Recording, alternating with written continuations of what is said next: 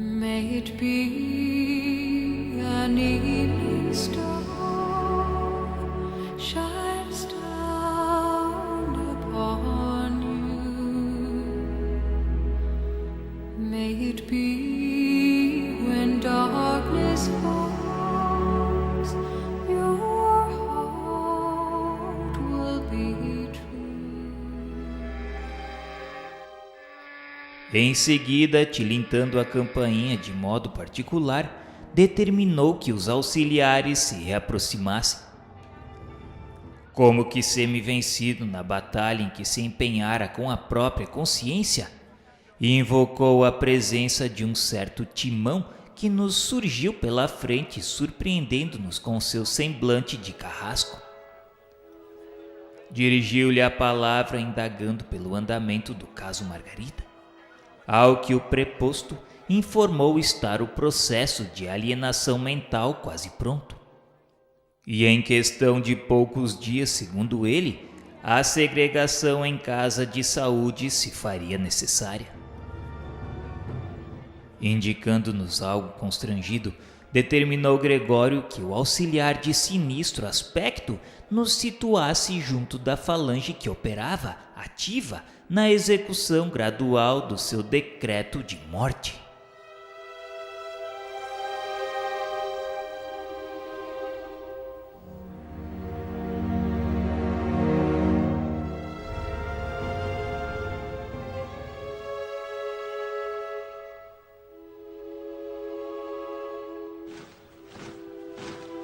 No dia imediato pela manhã, em companhia de entidades ignorantes e transviadas, dirigimos-nos para a confortável residência, onde espetáculo inesperado nos surpreenderia. O edifício de enormes dimensões denunciava a condição aristocrática dos moradores, não só pela grandeza das linhas, mas também pelos admiráveis jardins que o rodeavam. Paramos junto à ala esquerda, notando-a ocupada por muitas personalidades espirituais de aspecto deprimente. Rostos patibulares, carantonhas sinistras. Indiscutivelmente, aquela construção residencial permanecia vigiada por carcereiros frios e impassíveis, a julgar pelas sombras que o cercavam. Transpus o limiar de alma opressa. O ar jazia saturado de elementos intoxicantes. Dissimulei a custo o mal-estar, recolhendo impressões aflitivas e dolorosas. Entidades inferiores em grande cópia afluíram à sala de entrada, sondando-nos as intenções. De posse, porém, das instruções do nosso orientador, tudo fazíamos para nos assemelharmos a delinquentes vulgares. Reparei que o próprio Gúbio se fizera tão escuro, tão opaco na organização perispirítica, que de modo algum se faria reconhecível, à exceção de nós que o seguíamos, atentos desde a primeira hora. Instado por Sérgio, um gaiato rapaz que nos introduziu com maneiras menos dignas, Saldanha, o diretor da falange operante, veio receber-nos. Pôs-se a fazer gestos hostis, mas ante a senha com que Gregório nos favorecera, admitiu-nos na condição de companheiros importantes. Saldanha perguntou confidencialmente a Gúbio se o chefe, isto é, Gregório, mandava apertar o cerco. E Gúbio, de um modo vago, lhe respondeu que sim, e falou-lhe que desejaríamos examinar as condições gerais do assunto e auscultar a doente. Então o singular personagem, indicando-nos vasto corredor atulhado de substâncias fluídicas detestáveis, falou-nos que a jovem senhora ia cedendo devagarinho. Acompanhou-nos um tanto solícito, mas desconfiado, e em seguida a breve pausa deixou-nos livre a entrada da grande câmara de casal. A manhã resplandecia lá fora e o sol visitava o quarto através da vidraça cristalina. Mulher ainda moça, mostrando extrema palidez nas linhas nobres do semblante digno, entregava-se à tormentosa meditação. Compreendi que atingíramos a intimidade de Margarida, a obsidiada que o nosso orientador se propunha socorrer. Dois desencarnados de horrível aspecto fisionômico inclinavam-se confiantes e dominadores sobre o busto da enferma, submetendo-a à complicada operação magnética. Essa particularidade do quadro ambiente dava para espantar. No entanto, meu assombro foi muito mais longe quando concentrei todo o meu potencial de atenção na cabeça da jovem singularmente abatida.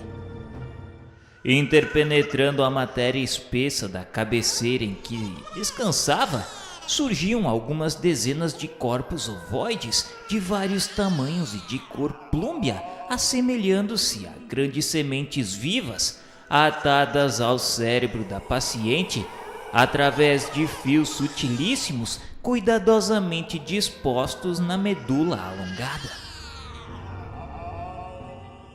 A obra dos perseguidores desencarnados era meticulosa, cruel. Margarida, pelo corpo perispirítico, jazia absolutamente presa não só aos truculentos perturbadores que a assediavam, mas também à vasta falange de entidades inconscientes que se caracterizavam pelo veículo mental a se lhe apropriarem das forças, vampirizando-a em processo intensivo. Em verdade, já observava por mim grande quantidade de casos violentos de obsessão, mas sempre dirigidos por paixões fulminatórias. Entretanto, ali verificava o cerco tecnicamente organizado. Evidentemente, as formas ovoides haviam sido trazidas pelos hipnotizadores que senhoreavam o quadro. Com a devida permissão, analisei a zona física hostilizada. Reparei que todos os centros metabólicos da doente apareciam controlados. A própria pressão sanguínea demorava-se sob o comando dos perseguidores. A região torácica apresentava apreciáveis feridas na pele e, examinando-as cuidadoso, vi que a enferma inalava substâncias escuras que não somente lhe pesavam nos pulmões, mas se refletiam sobremodo nas células e fibras conjuntivas, formando ulcerações na epiderme. A vampirização era incessante. As energias usuais do corpo pareciam transportadas às formas ovoides que se alimentavam delas automaticamente num movimento indefinível de sucção. Lastimei a impossibilidade de consulta imediata a um instrutor, porquanto Gúbio, naturalmente, se estivesse livre, nos forneceria esclarecimentos amplos. Mas concluí que a infortunada senhora devia ter sido colhida através do sistema nervoso central, de vez que os propósitos sinistros dos perseguidores se faziam patentes quanto à vagarosa destruição das fibras e células nervosas. Margarida, dessa forma, demonstrava-se exausta e amargurada. Dominadas as vias do equilíbrio no cerebelo e envolvidos os nervos ópticos pela influência dos hipnotizadores, seus olhos espantados davam ideia dos fenômenos alucinatórios que lhe acometiam a mente, deixando perceber o baixo teor das visões e audições interiores a que se via submetida. Interrompi, no entanto, as observações acuradas a fim de verificar a atitude psicológica do nosso orientador, que se arriscara à aventura para socorrer aquela senhora doente, a quem amava por filha muito querida ao coração. Esforçava-se Gúbio por não trair a imensa piedade que o senhoreava diante da enferma conduzida para a morte. Dentro de minha condição de humanidade, reconheci que, se a doente me fosse assim tão cara, não teria vacilado um momento. Movimentaria passes de libertação ao longo do bulbo, retirar-lhe-ia aquela carga pesada e inútil de mentes enfermiças, e em seguida lutaria contra os perseguidores um a um. Nosso orientador, porém, assim não procedeu. Fixou a paisagem aflitiva com inequívoca tristeza, mas logo após demorou o olhar bondoso em Saldanha, como a pedir-lhe impressões mais profundas. Secretamente tocado pelo impulso positivo do nosso dirigente, o chefe da tortura se sentiu na obrigação de prestar-lhe informações espontâneas.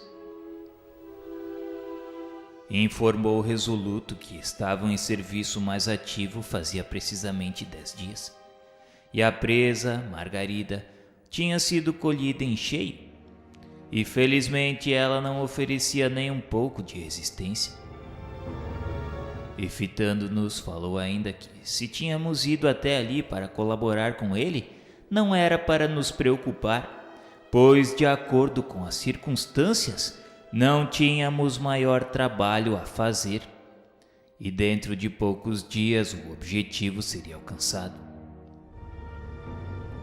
A meu ver, Gúbio conhecia todas as particularidades do assunto, mas no propósito evidente de captar simpatia, solicitou informações acerca do marido de Margarida.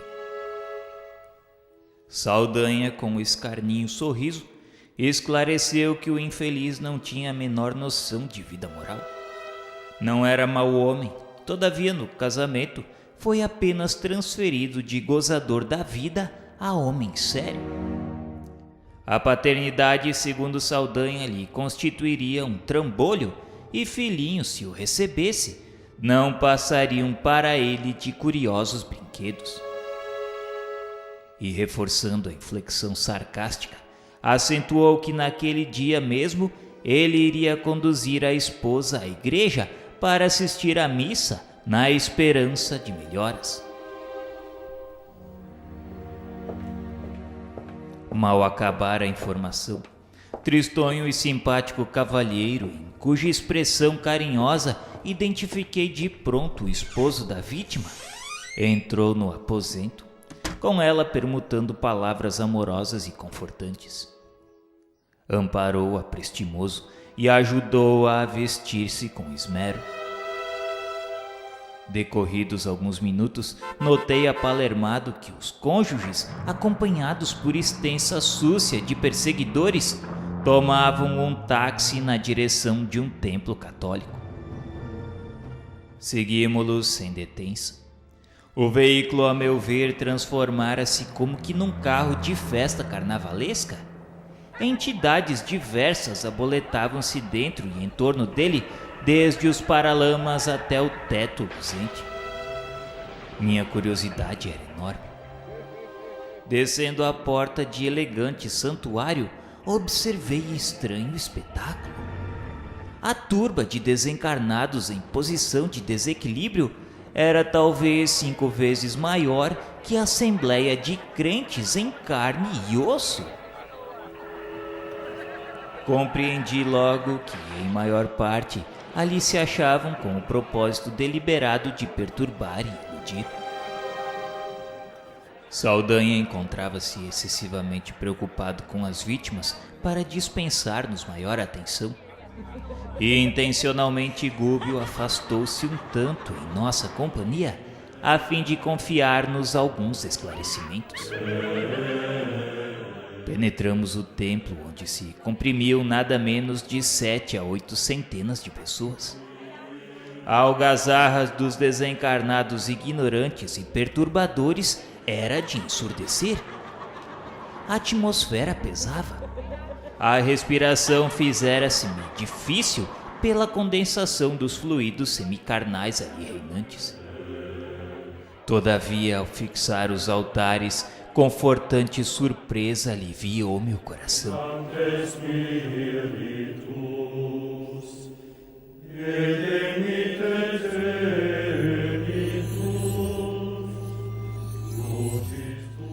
Dos adornos e objetos do culto, emanava doce luz que se espraiava pelos cimos da nave visitada de sol.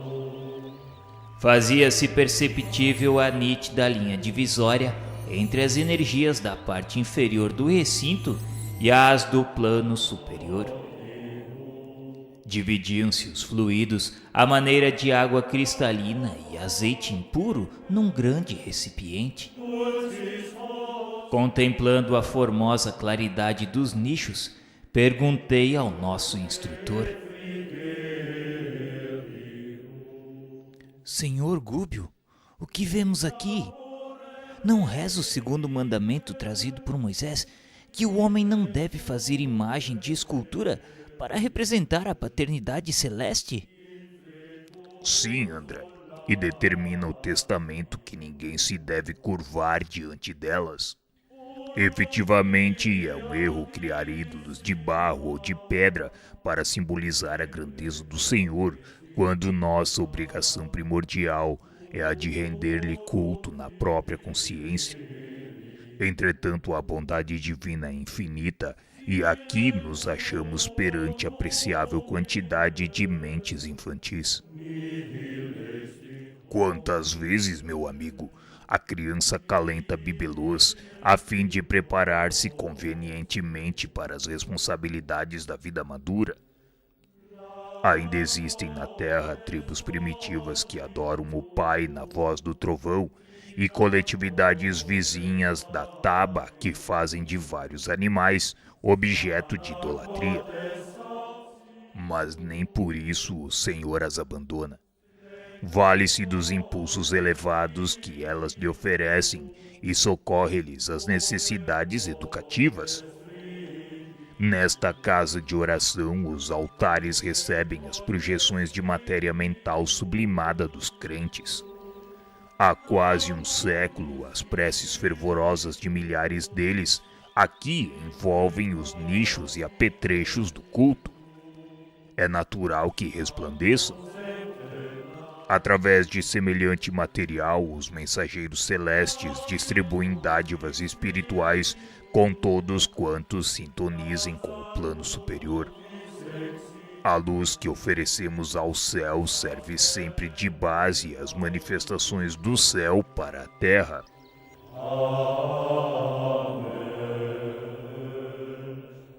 Ante a ligeira pausa, alonguei o olhar pela multidão bem vestida. Quase todas as pessoas, ainda aquelas que ostentavam nas mãos delicados objetos de culto, revelavam-se mentalmente muito distantes da verdadeira adoração à divindade. O halo vital de que se cercavam definia pelas cores o baixo padrão vibratório a que se acolhiam. Em grande parte dominavam o pardo escuro e o cinzento carregado. Em algumas, os raios rubro-negros denunciavam cólera vingativa, que a nossos olhos não conseguiriam disfarçar. Entidades desencarnadas em deplorável situação espalhavam-se em todos os recantos nas mesmas características. Reconheci que os crentes elegantes, ainda mesmo que desejassem orar com sinceridade, precisariam despender imenso esforço. A liturgia anunciou o início da cerimônia, mas com grande assombro para mim, o sacerdote e os acólitos, não obstante se dirigirem para o campo de luz no altar-mor, envergando soberba vestimenta, jaziam em sombras, sucedendo o mesmo aos assistentes. Entretanto, procedendo de mais alto, 3 entidades de sublime posição hierárquica se fizeram visíveis à Santa Mesa, com o evidente propósito de ali semearem os benefícios divinos. Magnetizaram as águas expostas, saturando-as de princípios salutares e vitalizantes, como acontece nas sessões de espiritismo cristão. E em seguida passaram a fluidificar as hóstias, transmitindo-lhes energias sagradas à fina contextura. Admirado, voltei a observar a plateia religiosa, mas os irmãos ignorantes que operavam no templo sem corpo físico tanto quanto ocorria aos encarnados, nem de longe registravam a presença dos nobres emissários espirituais que agiam em nome do infinito bem. Reparei, através do halo de muita gente, que determinado número de frequentadores se esforçava por melhorar a atitude mental na oração. Reflexos arroxeados, tendendo a vacilante brilho, apareciam aqui e acolá. Contudo, os malfeitores desencarnados propositadamente se postavam ao pé dos que se candidatavam à fé renovadora e reverente, buscando conturbá-los. Não longe fixei a atenção numa senhora que acompanhava o sacerdote com um manifesto desejo de receber a bênção celestial. Os olhos úmidos e os tênues raios de luz que se lhe projetavam da mente diziam da sincera aspiração à vida superior que naquele instante lhe banhava o pensamento devoto. Entretanto, dois transviados da esfera inferior, percebendo-lhe a esperança construtiva, tentavam anular-lhe a atenção e, segundo o que me foi permitido verificar, lhe sugeriam reminiscências de baixo teor, inutilizando-lhe a tentativa. Voltei-me para o orientador, que prestimosamente explicou. A história de gênios satânicos atacando os devotos de variados matizes é, no fundo, absolutamente verdadeira.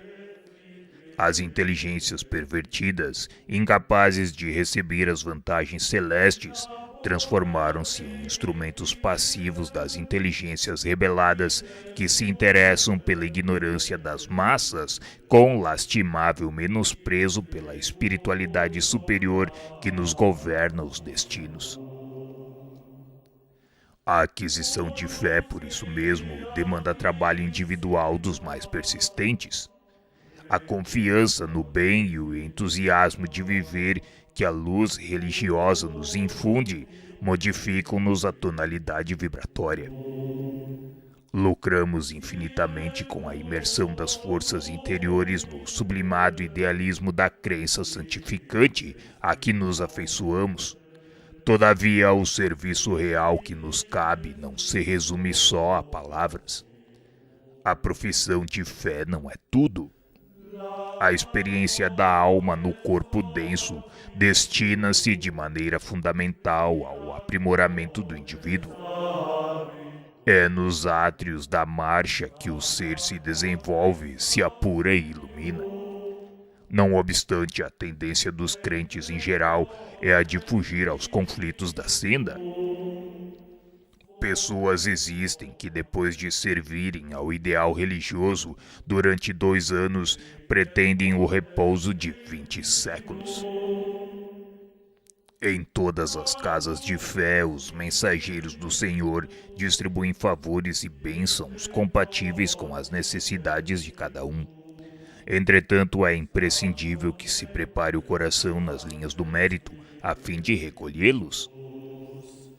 Entre emissão e recepção prevalece o imperativo da sintonia.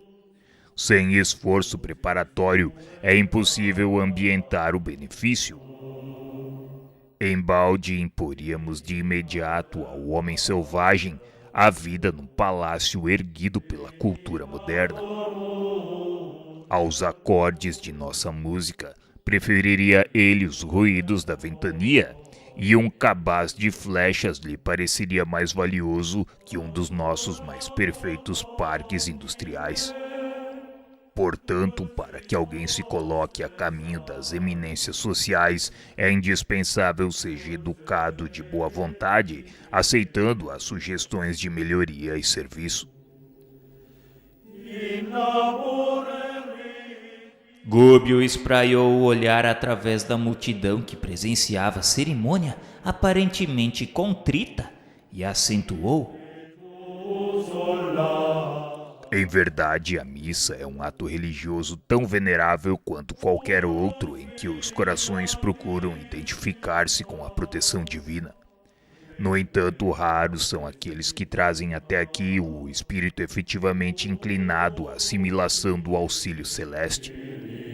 E para a formação de semelhante clima interior, cada crente, além do serviço de purificação dos sentimentos, necessitará também combater a influência dispersiva e perturbadora que procede dos companheiros desencarnados que lhe buscam arrefecer o fervor.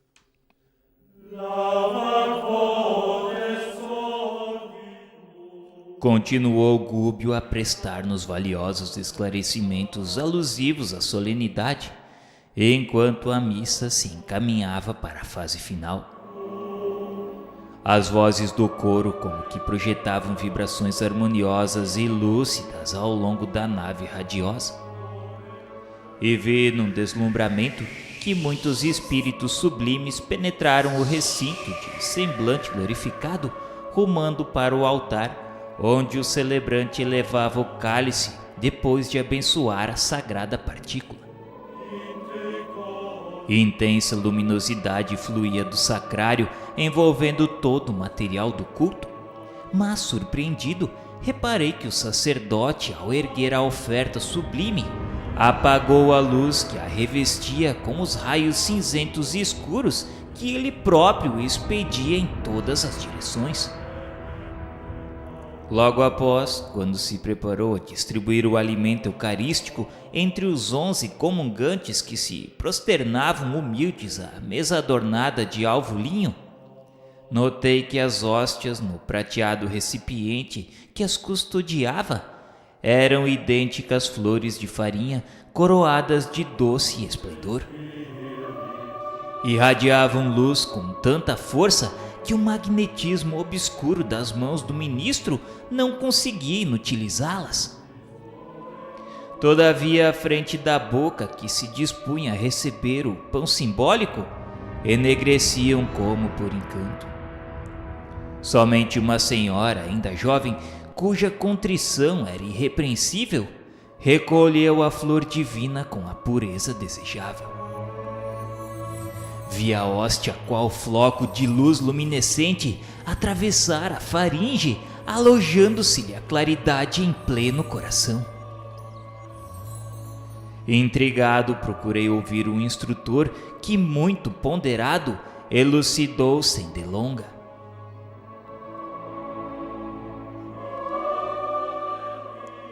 Aprendeste a lição, André?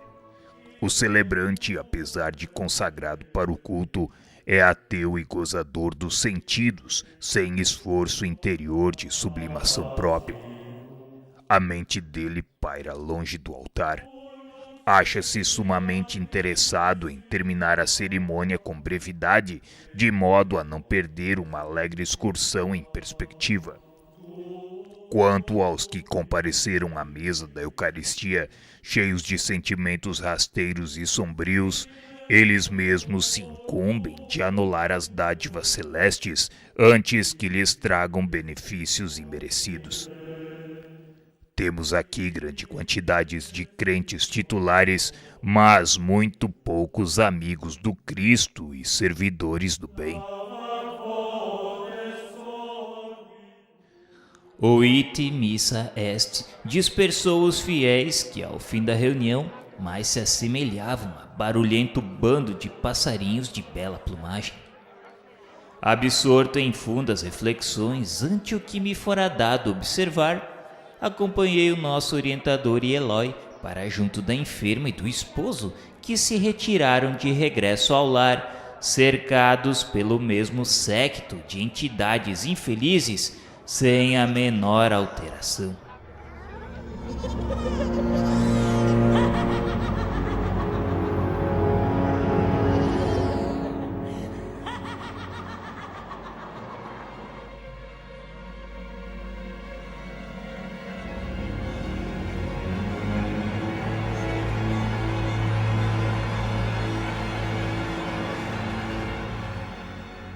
May it be an evening star shines down upon you.